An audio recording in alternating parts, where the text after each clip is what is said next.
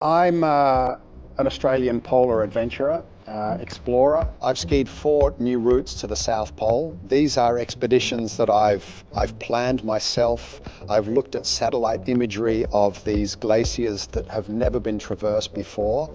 And I'm going to have the opportunity as we fly over Antarctica and see those routes from above.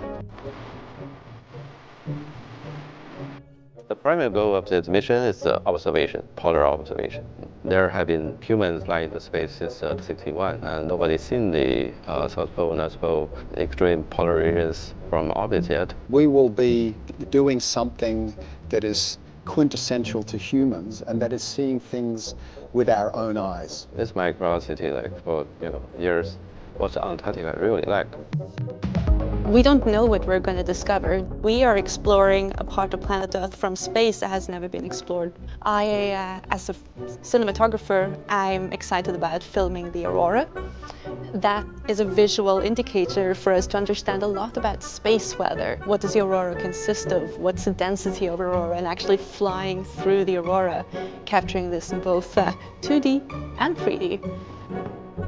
What I'm looking forward to doing in space, looking forward to the research that we are going to do on orbit. I would say we have 2 main themes. So one is how do people adapt to extreme environments? Based on that, how do you increase the access to space for anyone medically without being a superhuman as in the olden days? I think astronauts before us were absolute heroes, right? But then it should shift from that to how does anyone go to space?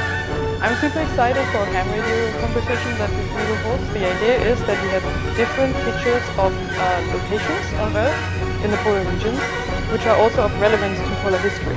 But then we cut them up, mix them up, and we're just going to send them down through the radio, and people have to puzzle them together in international teams.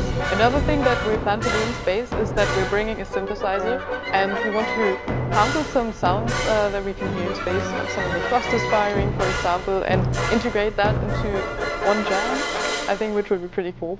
We know that photographs of the Arctic and Antarctica are available on Google Earth and through satellite imagery, but to see them from orbit may reveal things about these 2 areas, the Antarctic and the Arctic, that we have previously not known. Some people may think it's a tourist mission.